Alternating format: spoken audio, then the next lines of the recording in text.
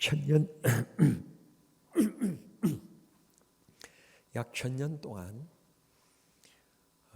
기독교의 변형적인 기독교가 나타납니다.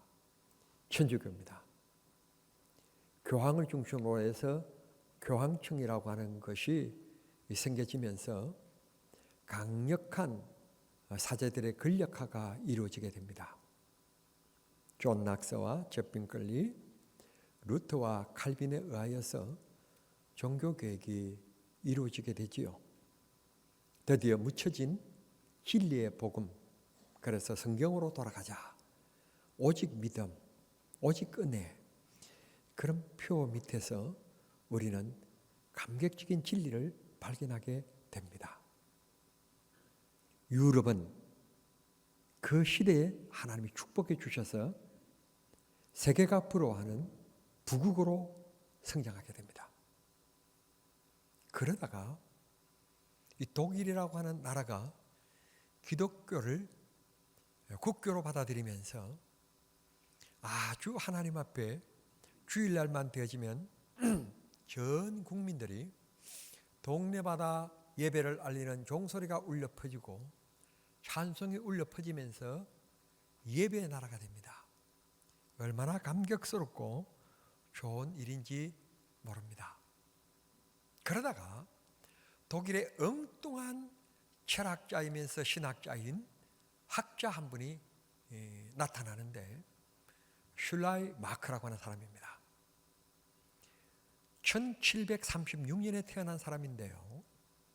그가 성경을 읽어나가면서 성경을 부정하는데 성경을 부정하는 것 중에 하나가 어떻게 사람이 물 위를 걸을 수 있느냐, 어떻게 떡 5개와 조그마한 물고기 2마리를 가지고 5,000명을 먹일 수 있느냐, 어린 아이가 그 배고픈 때에 자기 도시락을 내어놓으니까 그 어른들이 몰래 자기 품속에 품고 있던 도시락들을 내놓아서 먹고 남은 것을 모아보니까 그냥 모은 그릇이 12개가 되어서 그 12개에 조금씩 채워진 것이다. 그래서 500여의 예수님의 역사를 부정하기 시작합니다. 예수님께서 물 위를 걸었다. 이게 어떻게 가능하냐? 이 불가능하다. 이걸 성경 속에 기록되어진 신화이다. 꿈 같은 이 귀신 얘기와 같은 얘기다. 신화라고 얘기를 했습니다. 여기에서 멈췄으면 다행인데 한 걸음 더 나가서 기독교의 생명과 같은 말씀을 부정합니다. 그게 부활입니다. 부활, 어떻게 사람이 죽었는데 살아날 수가 있다는 말이냐? 살아날 수가 없다. 그것도 사람이 육체가 수분이 70%인데 사람이 숨을 쉬지 않고 산소가 공급되지 않으면 뇌가 멈추게 되고, 즉 죽게 되고, 심장이 멈추게 되면 몸이 70%로 수분으로 이루어져 있기 때문에 속에 있는 장기가 부패하게 된다는 겁니다. 부패. 그런데 이것도 사람이 다시 살아날 수 있는 가능성이 있기 때문에 의학적으로 법을 정하였는데 사람 입관을 아무나 하면 안 되고 언제나 하면 안 되고 24시간이 흐른 다음에 법적으로 입관을 하게끔 그렇게 법제를 시켰습니다. 대한민국도 사람이 숨을 끊어지고 나면, 즉 의사 선생님께서 이 사람은 죽었다 하고 사망 진단서가 발급되고 나서 24시간 후에 입관을 하게끔 되어 있습니다. 그 전에 입관을 하면 안 돼요. 법에 걸려요. 그렇게 이제 24시간이 되면 의학적으로나 과학적으로 절대로 사람이 살아날 수가 없다. 그래서 이제 죽은 것이 확실하기 때문에 장례를 쳐도 된다. 그래서 입관을 하게 되는 거예요. 그런데 이제 슐라이마크가 하는 얘기가 사람이 3일 만에 죽었는데 어떻게 살아날 수가 있느냐? 살아났다면 가정한 거예요. 그분이 거기까지 양보하는 거예요. 살아났다면 예수님께서 그 떼학배 때 십자가에서 달려 있을 때 그냥 기진맥진해서 탈진한 것이다. 그래서 그분을 내려서 수분과 서늘한 온도가 적당한 굴 속에 들어가시니까 이제는 적당한 수분과 적당한 온도가 유지되어지니까 그때 깨어난 것이다. 예수님께서 십자가에 죽은 것이 아니라 기절한 것이고 무덤에 들어가니까 이제 정상적인 기온에 맞춰져서 다시 깨어난 것이다. 기절설을 얘기하게 된 거예요. 그 슐라이마크가 얘기한 것이 직관론이에요. 직관론, 인투에이션, 직관론인데 직관론이라고 하는 말은 여러분들이 좀 이 한문으로 번역되어서 좀 어려운데 다시 얘기를 하면 이해라고 하는 말로 여러분들이 이해하시면 좋을 것 같아요. 무슨 말인가 하면 무슨 문제든지 우리가 이해가 되어지면 받아들일 수 있고 인정할 수 있지만 이해가 안 되는 것을 받아들일 수가 없다는 것이지요. 그런데 저와 여러분이 살아가는 이 세상의 모든 문제가 이해가 되어져서 여러분 우리가 살아갑니까? 이해가 안 되어져도 자동적으로 이루어지고 형성되어지는 일들이 얼마나 많습니까? 그런데 슐라이마크 이후에 또 한 사람이 또 나타납니다. 그 사람이 여러분들이 잘 알고 계시는 역시 독일의 철학자인데 임마누엘 칸트라고 하는 사람입니다. 그는 직관이라고 하는 것 위에 한 가지 더 얘기하는데 뭔가 하면 여러분들이 공부하셨고 알고 계신 것처럼 순수 이성 비판론이라고 하는 것을 얘기합니다. 다시 이 얘기를 제가 재거론하면 실천 이성론이라고 하는 것입니다. 증명되어지는 것만, 확인되어지는 것만 믿을 수 있다는 것입니다. 칸트의 이 말이 유럽의 기독교를 발칵 뒤집어 놓습니다. 그래서 지금도 목사님들이 혹은 신학교 교수님들의 이력서를 우리가 보면서 내가 강의를 들을 그 교수님이 어떤 교수님인가 하고 그분의 학력을 그만 보면 독일 무슨 대학에서 졸업을 하고 거기서 박사학위를 받았다고 그러면 일단은 우리가 어떻게 보는가 하면 자유주의 신학자구나 라고 하는 생각을 지울 수 없는 의심을 가지게 됩니다. 물론 지금도 독일에 가면 몇십 명 단위의 조그마한 신학교 거기에서 매우 보수적인 신학을 가르치는 학교가 있긴 합니다만 그러나 독일의 대부분 거의 98% 정도는 어쩌면 99% 정도는 자경화된 제가 강단에서 사용하고 있는 좌파 자경이라고 하는 말은 정치적인 용어가 아님을 여러분이 꼭 이해하십시오. 저는 비성경적인 것을 가르칠 때 좌파 자경 그런 표현을 쓰는 거니까 제가 좌파라고 할 때는 목사님이 정치적인 용어를 쓰시구나 그렇게 생각하지 마시고 비성경적인 논리를 펴는 자유주의자들을 얘기할 때 저는 좌파 신학이라고 얘기하고 좌파들이라고 얘기를 합니다. 그러니까 이해해 주시길 바랍니다. 자, 이렇게 해서 기독교가 발칵 뒤집어지고 이 성경의 부정화가 이루어집니다. 그래, 그 말이 맞다. 어떻게 다시 사람이 죽었는데 살아날 수 있다는 말인가? 이해가 안 되는데, 증명이 안 되는데, 과학적으로도 이게 증명이 안 되는데 이걸 어떻게 우리가 성경의 말씀이라고 해서 무조건 받아들이고 믿을 수가 있다는 말인가? 이게 젊은 세대를 중심으로 해서 지적인 활동이 유럽에 불같이 일어나 버리게 됩니다. 프랑스도 스페인도 결국 마지막에 영국까지도 모두 잠식되게 되는 신학입니다. 자유주의 신학입니다. 그들의 말이 맞을 수도 있을 것입니다. 왜냐하면 우리 병원 원장님이 계십니다만 원장님이 인간에 대해서는 잘 아시니까 제가 설명하기가 좀 갑니다만 그냥 얘기하면 보십시오. 성경을 우리가 가만 살펴보면 인간의 몸이 70%의 수분이래요. 그런데 예수님께서 십자가에 못 박혀서 피를 절절 흘리셨어요. 그렇게 죽으셨다고 19장 34절에서 말씀해 주시고 있어요.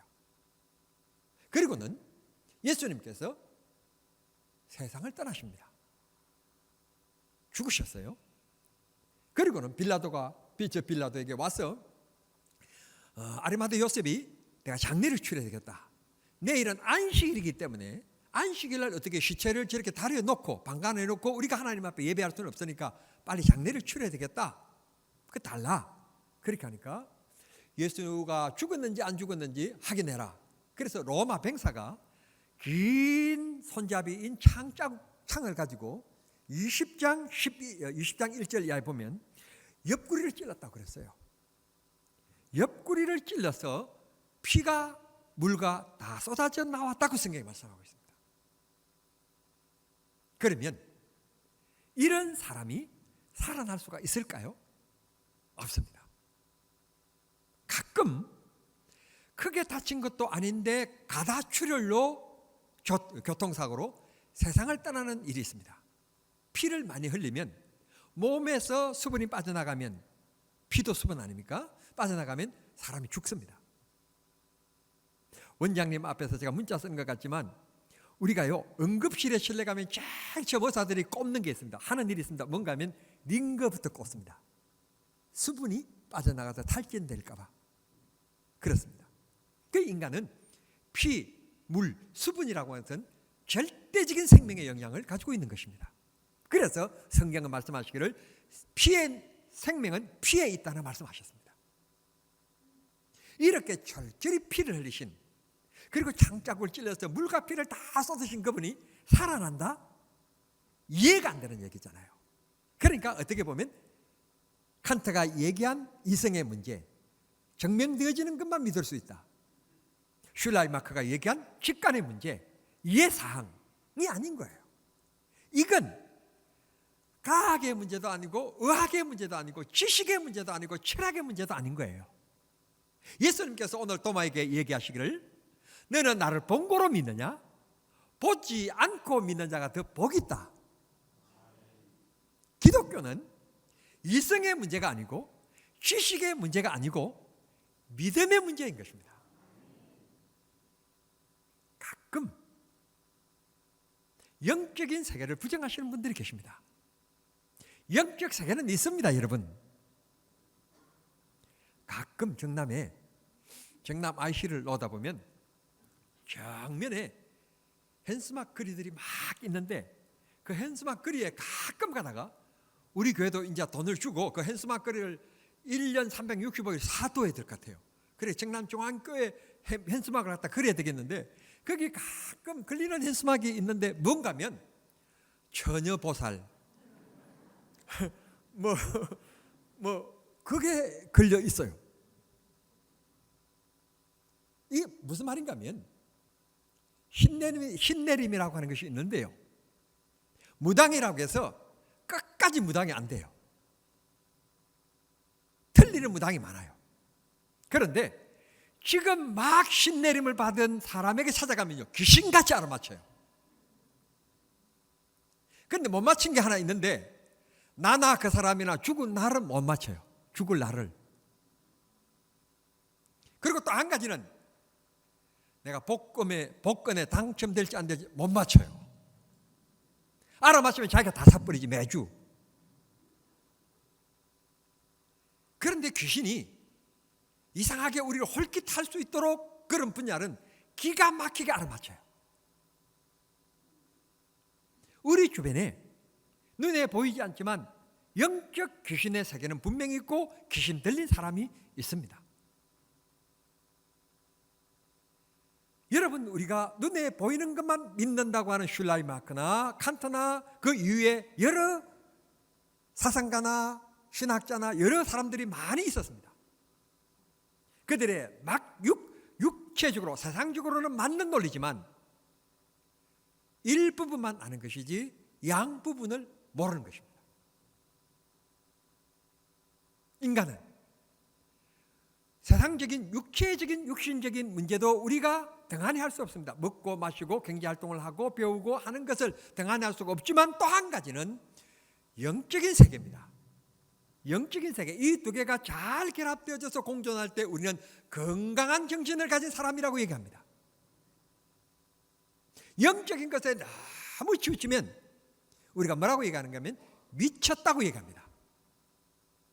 우리 기독교인들도 미친 사람이 가끔 있습니다. 안 믿는 사람들은 뭐라고 얘기하면 저 사람은 교회에 미쳤다고.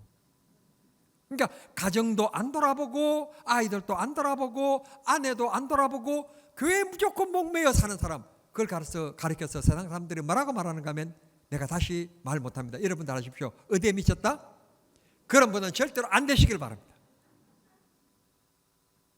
또 한 가지는 예수를 믿기는 믿는데 이 성경을 그냥 지식적으로, 그냥 소양적으로 그렇게 좋은 말씀 듣는 거지, 항상 목사님 좋은 말씀 하시는 거지, 하나의 강연 시간으로 받아들이고 육신적으로 너무 치우쳐서 살아가는 사람들이 있습니다. 언제 죽을는지도 모르는데 뭐 싸우고 다투고 하며 살아가는 사람들이 있습니다.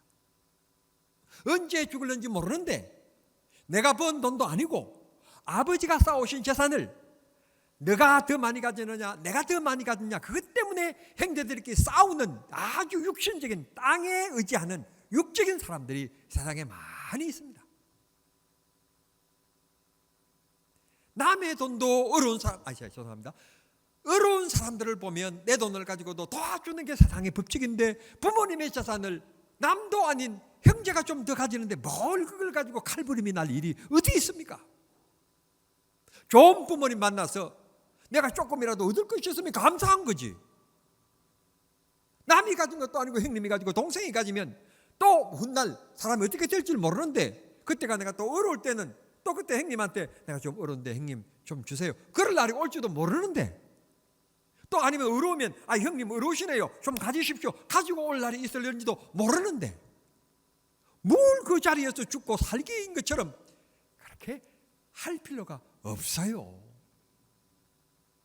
좋은 부모님 만나서 목사님 그런 말 하지 마세요. 나가 죽어도 지금 그것 때문에 지금 야단 났는데 그런 분들만 모이신 것 같아요. 제가 말씀드리지만 세상의 끝도 너무 등한히 하면 안 돼요. 병이 들었으면 병원을 찾아가셔야 돼요.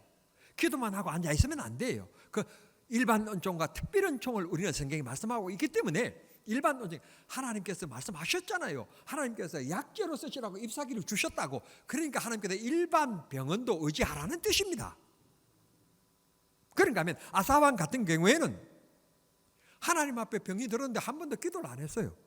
그래서 기도를 하지 아니고 하나님을 의지하지 아니함으로 하나님께서 치심으로 그가 죽었다고 그랬거든요. 그러니까 우리가 어떤 일이든지 이 두 가지의 기차의 레일과 같은 게 인생입니다. 세상 것도 우리가 등한히 할 수 없으나 영적인 것도 소중하고 영적인 것을 등한히 할 수 없을 뿐만 아니라 육적인 것도 소중한 거예요. 이 두 가지를 잘 우리가 관리할 때, 소중히 여길 때 우리는 건강한 사람이다. 건강한 정신에 건강한 육신이 임한다.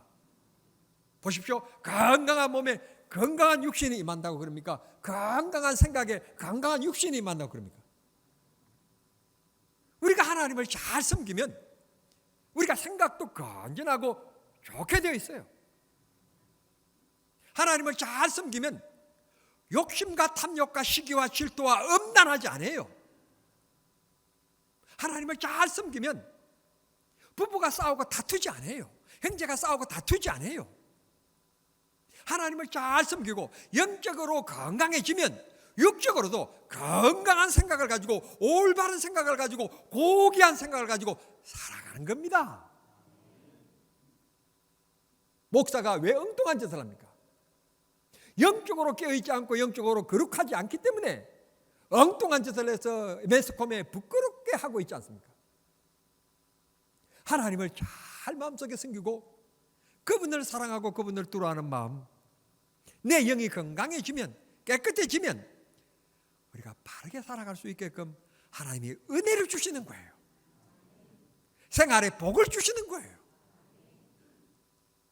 이 세상의 이성적인 것, 이 세상의 계산적인 것, 이 세상의 과학적인 것에 너무 매몰되면 안 됩니다. 하나님 앞에 집중하면 주님께서 범사의 내 생활에 복을 주신다는 사실을 꼭 기억하시기를 바랍니다. 하나님께서 인간을 만드실 때 흙으로 이렇게 예쁘게 이렇게 만드셨어요. 하나님은 정말 뛰어난 솜씨로 코는 우뚝하게, 눈은 너무 들어가지도 않고 너무 튀어나오지도 않고, 비가 오면 적당히 이거 참 기가 막히게 만드셨어요. 요즘에 독감이 유행이라는데, 감기가 찾아오면 한쪽이 막히면 한쪽이 열릴 수도, 인간을 만드신데 기가 막히게 만드셨어요. 또 어떤 목사님이 그러더라고요. 하나님께서 길을 두 개 만드신 것은 좋은 얘기만 듣고 나쁜 얘기를 들을 때는 이 길로 듣고 이 길로 흘러버리라고 두 개 만들었대요. 근데 나는 그 얘기를 가만 들어봐도 그 말은 틀린 것 같아요. 귀는 두 개 만드신 것은 하나님의 말씀을 똑똑히 잘 들으라고 두 개 만든 거지, 듣고 흘려버리라고 만든 건 아니에요. 좌우간 어떻게 됐든지 간에 참 만드신 그 하나님의 모습 보면 너무 기가 막힌데, 그렇게 만드신 다음에 하나님께서 코에 생명을 불어넣으셨다. 이걸 불어넣지 않으면 흙덩이에요, 흙덩이. 그러니까 사람의 우선순위가 뭐냐? 영적인 세계라는 거예요. 어느 한 가지 등하냐 할 수 없지만, 그러나 소중한 것은 영적인 마음, 생각이 하나님 앞에 집중되어지고 주님께 붙어 있으면 주님이 우리 육신을 이끌어 주시고 보호해 주시고 지켜 주신다는 겁니다. 그래서 교회가 소중한 겁니다. 일주일에 한 번씩 이렇게 국민들을 모아놓고 주의 말씀으로 이렇게 교훈하면서, 이런 집단이 어디 있습니까? 대통령께서 이런 귀중한 교회의 기능을 깨달아야 돼요. 이렇게만 되어지면 이 나라의 범죄자가 없어질 것이고 이 나라의 문제가 없어질 거예요. 그리고 생육하고 번성하라고 그랬으니까 출산 문제 580조인가 280조 청남중앙교회 주면 내가 우리 교인들에게 1조 원씩 나눠주고 대신 대가가 하나 있다. 애기 2 이상 낳아야 된다. 1억씩 내가 나눠주고, 목사님 나는 1억 줘도 못 낳겠어요. 2억 줄게. 2억 그럼 1인당 1억씩 2억 줄게. 꼭 낳아라. 목사님 그러면 3명 낳으면 얼마 줄 거면 5억 줄게. 낳을까요 안 낳을까요? 낳아라. 다 대신 젖 먹고 애가 기어다닐 때까지는 너가 양육해라. 애가 걸어다니기 시작하면 교회에다 갖다 맡겨라. 교회는 애를 뭐 때리겠냐, 교회에서 뭐 먹는 걸 가지고 한 숟가락 가지고 계속해서 애한테 먹이겠냐, 한 젖병 가지고 애한테 물리고 애한테 물리고 그러겠냐. 교회는 절대로 그걸 안 한다. 인격적으로 얘가 성경이 독특하면 독특한 대로 돌아볼 거고, 얌전하면 얌전한 대로 교회는 근사님들이 오셔서 다 소독하고 다 지나가고 그래서 하게끔 걱정하지 말아라. 뭐 일반 근사님들 나이 많으면 하시고 뭐 때가 입에 넣어주고 그렇지만, 우리 교회는 소독기구들을 다 지나가지고 다 깨끗이 해가지고 애들 돌보게끔 다 그렇게 해줄게. 걱정하지 마라. 키워줄게. 초등학교 들어갈 때까지. 그러면 애기 안 낳을 사람 손 들어봐요. 이거 봐요. 다 낳잖아요. 아니 할머니들 못 낳는데서 왜 손을 안 대시는 거예요?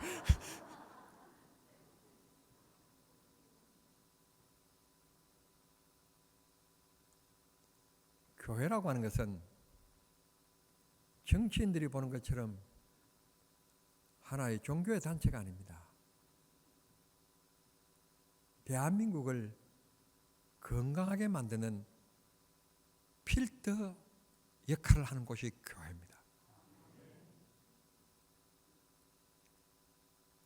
내가 할 일이 너무 많아요.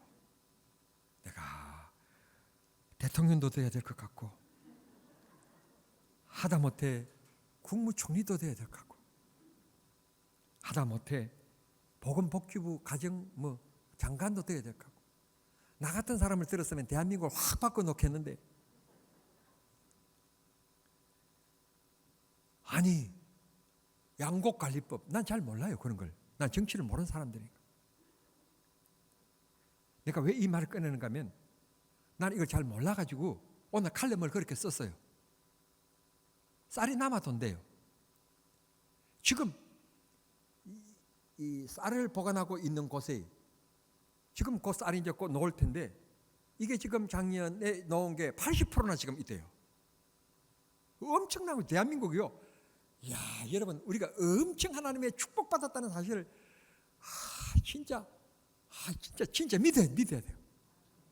왜냐하면 저 어렸을 때요 보리밥 먹으면 잘했어요. 그리고 방구 팡팡 끼고요.